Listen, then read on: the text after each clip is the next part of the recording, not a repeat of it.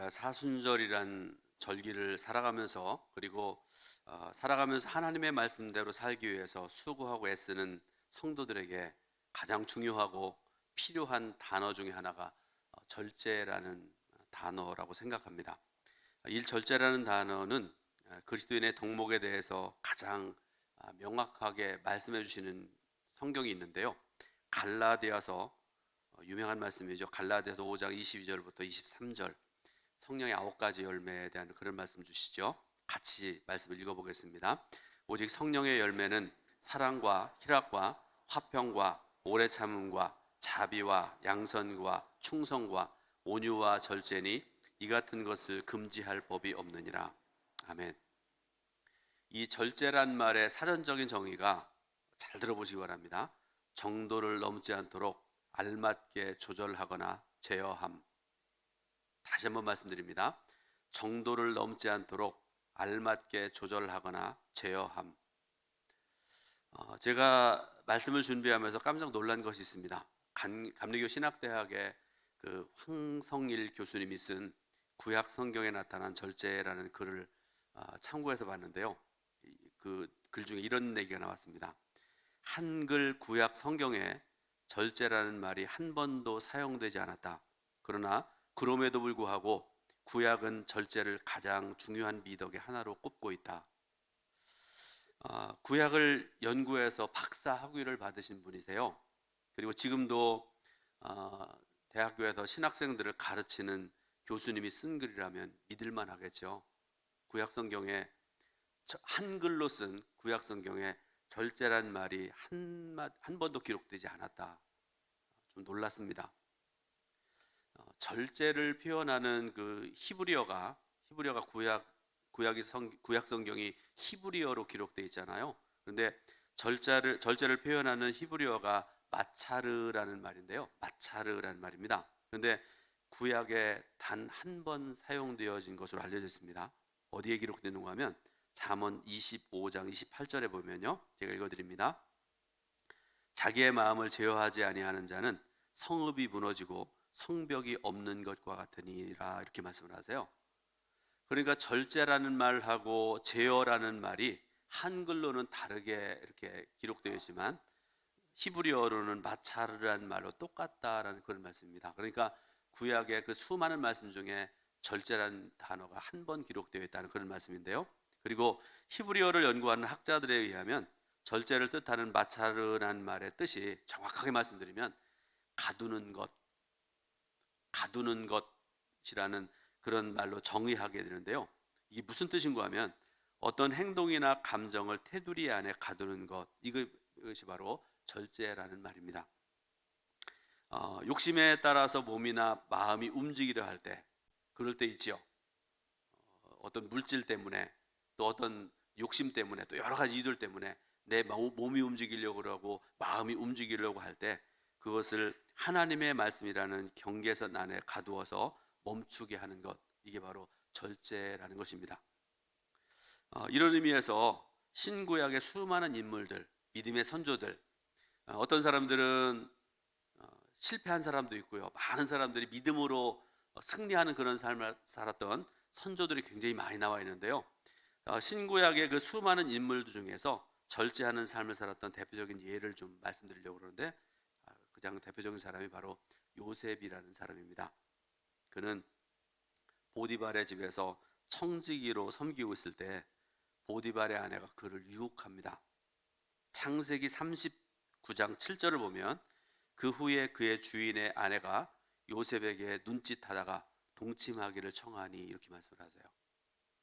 자, 여러분 그 말씀의 전후를 보게 되면요, 창세기 39장의 앞뒤분의 말씀을 좀 여러분 자세히 읽어보시면 알 수 있는 내용인데요. 요셉은 용모가 빼어나고 아름다웠다, 이렇게 말씀을 하세요. 이해가 되시죠? 저를 쳐다보지 마시기 바라고요. 유명한 잘생긴 탤런트나 이런 사람 생각하시면 좋을 것 같아요. 용모가 빼어나고 아름다웠다, 이렇게 말씀을 하시고요. 또 하나, 청지기로서의 능력도 굉장히 뛰어났다는 것을 알 수가 있습니다. 그가 얼마나 대단한 사람이었는지 보디발이 뭐라고 이 요셉에게 얘기하는가 하면 자신의 아내 이외에는 모든 것을 내 마음대로 하라. 쉽게 말하면 그런 말씀이죠. 내가 이 집안에서 금할 것은 내 아내 하나밖에 없다. 그러니까 나머지는 다 네 마음대로 행하라. 여러분, 청지기한테 이런 위임한다는 건 굉장히 큰일 아니겠습니까? 그리고 한 가지 더 있는데요. 당시 요셉의 나이가 아마도 10대 후반이었을 것으로 알려지는데, 이런 상황에서 한창 혈기왕성한 요셉에게 보디발의 아내는 날마다 동침하기를 청합니다. 제가 일부 예배 때는 역시 말씀드려야 되겠습니다. 이런 질문이 합당할지 모르겠는데, 여러분 같으면 그런 상황에서 어떻게 했을 것인가? 살아가다 보면 믿음으로 바르게 걸어가야 될, 또 믿음이 없으면 실패할 수밖에 없는 그런 경우들이 있지 않습니까? 그런 경우들이 굉장히 많은 경우들을 여러분들 경험하실 텐데요. 여러분 같으면 이런 상황에서 여러분이 요셉이라면 어떻게 했을 것인가 한번 생각해 보시기 바랍니다. 지혜와 믿음의 사람, 그리고 신실한 하나님의 사람이었던 요셉은 여인의 유혹을 거절했을 때 자신에게 닥칠 수 있는 위험이 무엇인지를 알았을 것 같습니다. 반대로 그 유혹을 받아들였을 때 자기에게 주어질 수 있는 달콤한 보상에 대해서도 잘 알고 있었을 것 같습니다. 그러나 요셉은 위험이나 보상에 마음이 흔들리지 않았습니다. 그는 자신의 욕망을 절제할 수 있는 그런 믿음이 있었던 사람이지요. 자, 요셉은 보디발의 아내 유혹을 물리치는데요. 창세기 39장 10절 말씀 보니까 이렇게 말씀을 하세요. 여인이 날마다 요셉에게 청하였으나 요셉이 듣지 아니하여 동침하지 아니할 뿐더러 함께 있지도 아니하니라. 이렇게 말씀을 하십니다. 잘 들으시고 묵상하시기 바랍니다. 날마다 이 여자가 추파를 던집니다. 그런데 요셉은 듣지 아니했다. 또 하나 중요한 말씀이 나오죠. 함께 있지도 아니하니라. 이렇게 말씀을 하세요.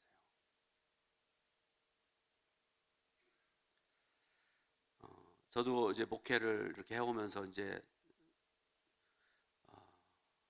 지방 안에서 그래도 여러분 뭐라 그럴까요? 선배 목사로 대접받고 이렇게 그런 상황이고 그런데요. 제가 올해 몇 번이나 이런 얘기를 여러 성도들 앞에서도 그랬고요. 동료 목사님들한테도 그런 말씀을 드렸던 적이 있는데요. 목사로서의 하루하루 한순간 한순간의 삶은 마치 살 얼음판을 걷는 것 같은 그런 삶이었다. 실제로 그렇습니다. 한두 번이 아닙니다. 그래서 예상했던 고난이 요셉에게 어김없이 찾아오게 되는데, 요셉은 그 고난을 인내함으로 견뎌냅니다. 그리고 마침내 바로의 꿈을 해석한 후에 바로의 총애를 받아서 애굽의 총리가 되는 그런 놀라운 영광을 누리게 되죠. 그런데 여러분, 이것은 단순히 요셉 개인의 문제가 아니었습니다. 하나님께서 아브라함과 맺으신 언약에 따라서 야곱의 가족을 애굽으로 인도해서 그곳에서 큰 민족이 되게 하시려는 하나님의 계획에 관한 것이었습니다. 하나님께서는요, 요셉의 절제를 사용하셔서 아브라함과의 언약을 이루어 가신 하나님이셨습니다. 두 번째로는 예수님에 대해서 좀 말씀드리려고 그러는데요. 저와 여러분들이 믿는 예수님은 모든 면에서 우리의 표본이 되신 분이 돼요. 절제에 대해서도 마찬가지입니다. 빌립보서 2장 6절부터 8절 말씀을 같이 한번 읽어보겠습니다. 그는 근본 하나님의 본체시나 하나님과 동등됨을 취할 것으로 여기지 아니하시고 오히려 자기를 비워 종의 형체를 가지사 사람들과 같이 되셨고 사람의 모양으로 나타나사 자기를 낮추시고 죽기까지 복종하셨으니 곧 십자가에 죽으심이라. 아멘. 말씀 중에 자기를 비워라는 그런 표현이 나오죠.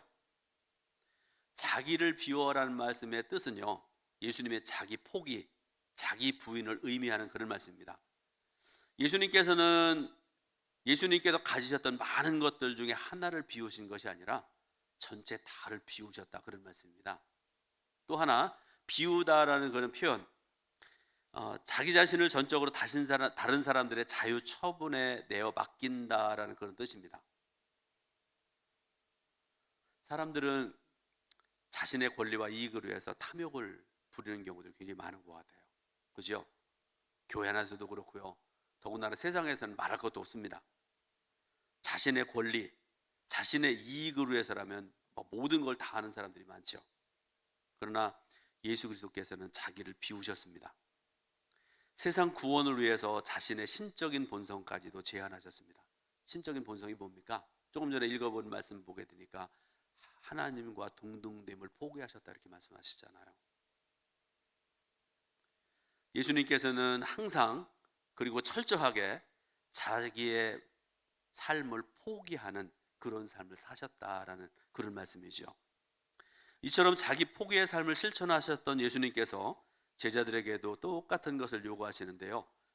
마가복음 8장 34절을 제가 읽어드립니다. 누구든지 나를 따라오려거든 자기를 부인하고 자기 십자가를 지고 나를 따를 것이니라 이렇게 말씀을 하세요. 여러분, 자기 부인이라는 말 속에는요, 자기 통제, 자기 절제라는 뜻이 담겨져 있는데요. 이건 무슨 뜻인가 하면요, 하고 싶은 것을 참는 것. 사순절 지내면서 여러분, 제가 여러 번 말씀드렸는데 너무 많은 거 여러분 처음부터 시작하지 말라고 말씀드렸잖아요. 하나부터 시작하시기를 바랍니다. 또 이 말씀 속에는 자기를 이기는 것을 의미하는 그런 말씀입니다. 살아가면서 자기에게 지는 경우들이 굉장히 많은 경우도 있잖아요. 내가 이거 해야 되는데 그런데 어느 순간에 보니까 져요. 수도 없이 그런 삶을 살아가는 저와 여러분들인데요. 그런데 예수님께서 또 말씀하시기를 뭐라고까지 말씀하시는가 하면 누구든지 내 눈이 범죄케 하거든 그 눈을 찍어버리라고까지 그렇게 말씀을 하세요. 자, 다시 본문으로 돌아가서요. 지금 바울은 로마의 감옥에 갇혀 있는 그런 상황입니다. 그런데 지금 바울의 눈에는 영적인 눈이 떠지니까요. 주님 앞에 가서 받을 면류관이 보이는 그런 상황입니다. 디모데후서 4장 8절 말씀을 같이 읽어보겠습니다. 이제 후로는 나를 위하여 의의 면류관이 예비되었으므로 주 곧 의로우신 재판장이 그날에 내게 주실 것이며 내게만 아니라 주의 나타나심을 사모하는 모든 자에게도니라. 아멘. 바울은 자신에게 주신 사명이 끝나고 있음을 온몸으로 느끼고 있는 것 같습니다. 그런데 영광스러운 미래를 맞이하는 바울에게 영광의 면류관을 그가 기대하고 있다고 말씀드렸잖아요. 그렇게 말씀하고 계시지 않습니까? 그런데 한 가지 걱정이 있습니다.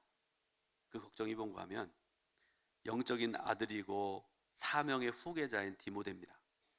디모데는 지금 바울이 세운 에베소 교회에서 사역하고 있는 그런 상황입니다. 그리고 그는 지금 믿고 의지하는 바울이 로마 감옥에 갇힌 것 때문에 의기소침해 있는 그런 상황입니다. 한번 생각을 해보세요. 평생을 복음을 전하고 정말 머리가 하얘지고 누가 보기만 해도 은혜가 되는 바울 사도, 그리고 이 디모데라는 사람은 아직 연소한 사람입니다. 어느 교회 담임 목사로 세움을 받았는데 내가 설교를 어떻게 해야 될지, 신방을 어떻게 해야 될지 지금 이게 서지를 않는 그런 상황이었다, 그런 걸 생각을 해보시면 될 것 같습니다. 여러분, 주님을 따르는 길은, 또 주님의 일을 감당하는 일은 고난의 길입니다. 사명의 현장 안팎에는 많은 대적들이 있습니다. 끊임없는 유혹들이 있습니다. 그런데 그런 속에서 사명의 길을 걸어가는 디모데, 아까 말씀드렸죠, 연소한 사람이다 이렇게 말씀드렸지 않습니까? 연소하다는 말은 다른 말로 하면 경험이 부족하다는 그런 말씀이죠. 거기에다가 이 디모데는 건강도 약한 사람으로 알려져 있습니다.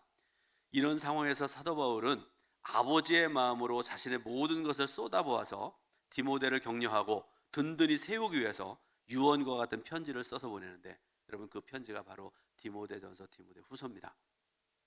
그래서 오늘 우리는 본문을 통해서 사순절을 살아가는, 그리고 디모데와 같이 연약하지만 믿음으로 살아가려고 애쓰는 저와 여러분들에게 주신 은혜가 무엇인지 말씀을 통해서 교훈을 얻으려고 합니다. 첫 번째로 부르신 자들에게 주시는 특별한 은혜가 있다는 사실을 우리가 알아야 됩니다. 본문에서 바울은 하나님께서 예수 그리스도를 통한 복음의 역사를 이루기 위해서 우리를 부르셨다 9절에서 분명히 말씀하고 있습니다. 그리고 부르신 종들에게 주시는 특별한 은혜가 있다는 것을 말씀을 하고 계십니다. 이게 뭔가 하면 주님의 뒤를 따르고 고난을 이기며 복음을 전하는 사명을 다하도록 필요한 은혜를 주신다라는 그런 말씀인데요. 그 은혜가 뭐라고 말씀하시는가 하면 첫 번째로 믿음이라 이렇게 말씀을 하세요. 자, 오늘 읽은 말씀 중에 5절 말씀을 읽습니다. 이는 내 속에 거짓이 없는 믿음을 생각함이라. 이 믿음은 먼저 내 외조모 로이스와 내 어머니 유니게 속에 있더니 내 속에도 있는 줄을 확신하노라. 아멘. 바울은 디모데를 생각할 때마다 하나님께 감사한다 이렇게 말씀을 하세요. 사랑하는 성도 여러분, 제가 어디 가서 우리 동천교회 이 장로님이 계신데, 이 권사님이 계신데, 또 어느 성도님이 계신데 생각할 때마다 감사할 수 있는 그런 성도 되시기를 축원합니다. 싫으세요? 그런데 그 이유가 있습니다. 뭐라고 말씀하시는가 하면 디모데에게 있는 거짓 없는 믿음 때문이라 이렇게 말씀을 하고 계세요. 그리고 그 믿음이 뭐라고 말씀하시는가 하면 그 외할머니로부터 어머니로 이어지고 디모데로까지 이어진 그 믿음이라, 거짓 없는 믿음이다 이렇게 말씀을 하고 있습니다.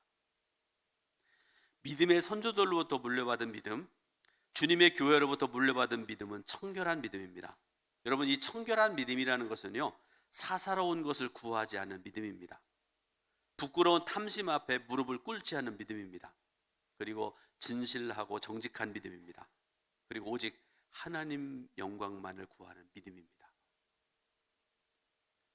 두 번째로 그 은혜가 뭔가 하면 은사라 이렇게 말씀을 하십니다. 이 6절 말씀을 또 같이 읽어보겠습니다. 그러므로 내가 나의 안수함으로 내 속에 있는 하나님의 은사를 다시 불릴 듯하게 하기 위하여 너로 생각하기 하노니. 아멘.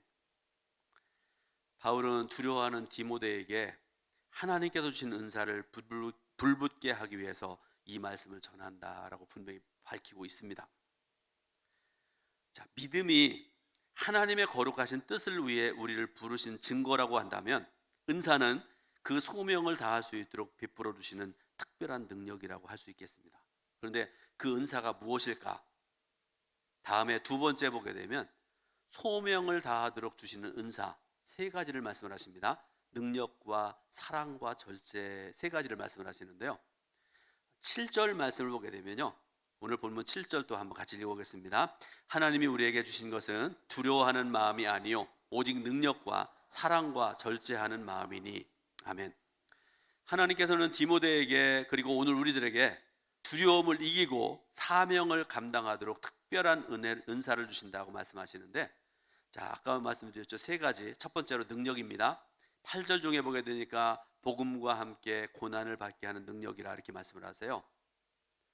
다시 말씀드리지만 디모데는 연소합니다. 그래서 바울의 투옥과 안팎의 대적들로 인해서 많이 영적으로 약해져 있는 그런 상황입니다. 그런데 이 모든 약함과 두려움을 이기고 주신 사명을 감당할 수 있는 능력을 주신다 이렇게 말씀을 하세요. 한 가지 예를 들어 보겠습니다. 모세가 이스라엘 민족을 이끌고 출애굽해 가지고 40년 동안 백성들을 이끌고 광야길을 걸어갑니다. 불평과 원망이 많은 백성들입니다. 그런데 모세가 사명을 다하고 죽습니다. 그래서 느보산에 묻히게 되죠. 그러고 난 다음에 모세 뒤를 이어서 지도자로 세움받은 사람이 바로 여호수아라는 사람입니다.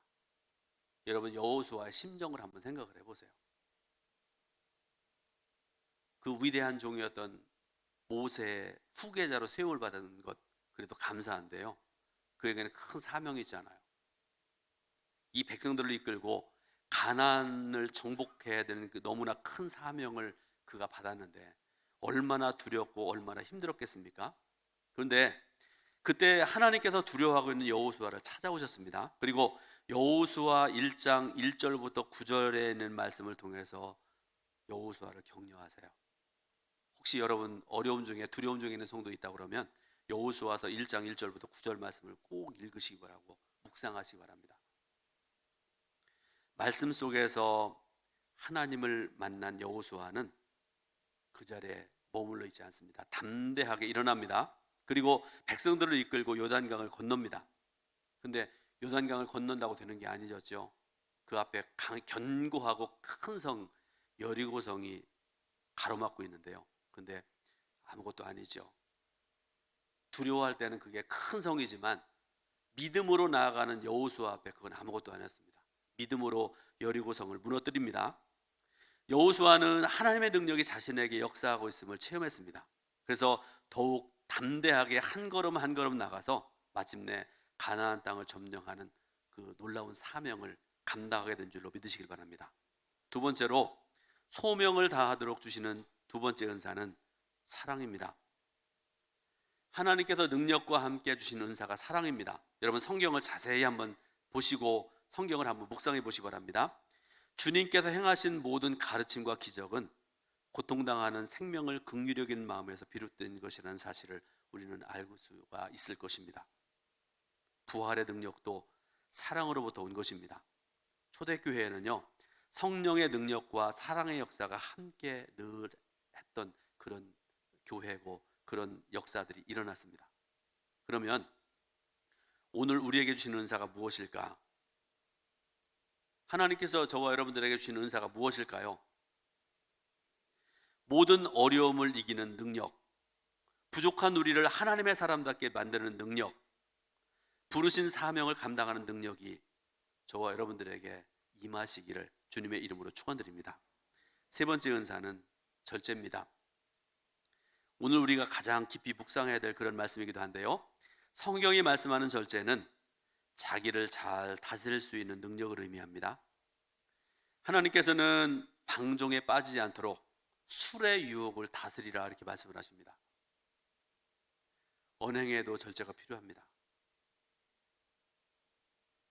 저희가 가장 약한 점 중에 하나라고 생각을 하는데, 남자들은 왜 집에서 맨날 혼나는지 모르겠습니다.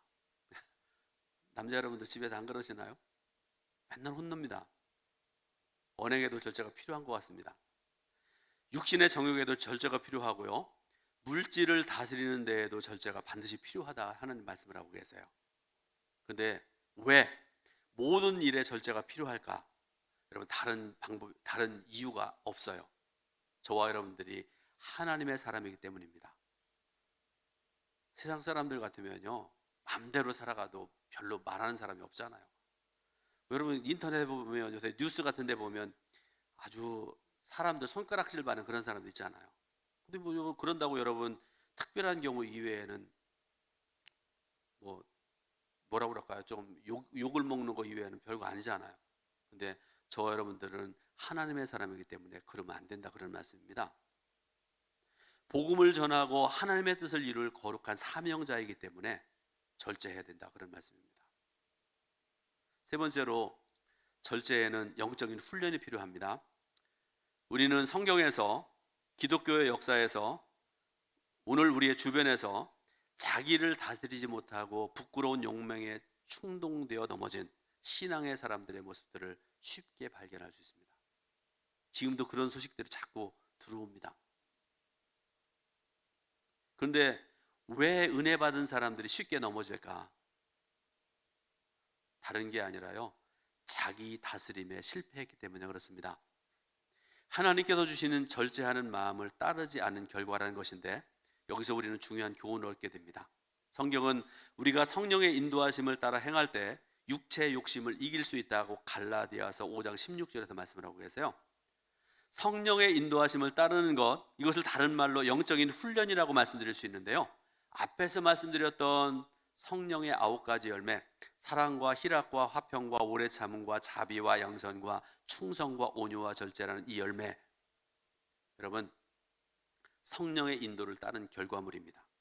그리고 그 9가지 열매 중에 마지막 열매가 바로 절제라는 열매입니다. 예와 하나 여러분들에게 좀 소개해 드리려고 그러는데요, 1999년에 미국의 유명 스포츠 채널 ESPN이라는 스포츠 채널이 있습니다. 여기에서 20세기의 가장 유명한 운동선수 10명을 발표했는데요, 운동선수, 사람이잖아요. 그런데 99명은 사람인데 그 중에 동물 하나가 들어갔습니다. 무슨 말씀인가 하면, 이름이 시크릿 테리엇이라는 경주마입니다. 조련사들이 여러분 경주마가 그냥 되는 게 아니잖아요. 모든 게 다 그러지 않습니까? 이 여러 마리의 경주마들을 훈련시키는데 한 번은 이런 일을 했다고 그래요. 일주일 동안 거의 물을 주지 아니하고요. 사람이 물을 먹고 짐승도 그렇고 식물도 그렇고 물을 먹어야 살잖아요. 그런데 일주일 동안 거의 물을 주지 않고 훈련을 시켰다고 합니다. 그러고 나서 일주일 후에 물이 있는 곳으로 말들을 데려가는데 사람도 짐승도 여러분 물을 먹다가 물이 있는 곳으로 가게 되면요, 제가 군대도 경험을 해봤습니다. 보이는 게 없어요. 그래서 말들이 물을 향해서 막 미친 듯이 달려갔다고 합니다. 그때 조련사들이 뭐라고 명령을 해놓은 거면 멈춰! 돌아와! 그렇게 명령을 했답니다. 사람도 잘 안 들어요. 거기에 조련하던 수많은 말들이 다 물을 향해 달려가서 물을 마시는데 그 중에 유일하게 조련사들의 말에 순종해서 돌아온 말이 시크릿 테리엇이라는 유명한 말이랍니다. 예수님께서는 겟세마네 동산에서 피땀 흘리는 기도를 하심으로 자기의 뜻을 하나님의 뜻에 일치시키시고 복종하심으로 십자가와 부활의 구속 사역을 완성하셨습니다. 그러므로 구원의 역사는 철저히 절제하는 마음의 결과로 만들어진 것인 줄로 여러분 분명히 아시기 바랍니다. 바울은 복음을 전파한 후에 버림을 받을까 두려워서 날마다 자기를 쳐서 복종해 가겠다 이렇게 말씀을 하십니다. 이제 말씀을 결론을 맺습니다. 하나님께서 우리에게 절제하는 마음을 주신 이유가 있습니다. 그리고 우리가 절제하는 마음을 따라야 될 이유가 분명합니다. 이게 뭔가 하면 청결한 마음으로 살게 하기 위해서, 하나님의 사람답게 살게 하기 위해서, 그리고 소명을 이루기 위해서 그렇습니다. 오늘 예배드리는 저와 여러분들이 그 사명을 잘 감당할 수 있기를 바라고 바울처럼 머리에 면류관을 쓰기에 합당한 그런 복된 자로 살아가시기를 예수님의 이름으로 축원합니다. 기도하겠습니다. 하나님 은혜와 사랑을 감사드립니다. 말씀 듣게 하신 하나님, 들은 대로 실천하고 행하고 절제하는 아름다운 마음으로 살아가는 우리 동두천 교회 성도들 다 될 수 있도록 인도하여 주옵소서. 예수 그리스도의 이름으로 기도드립니다. 아멘.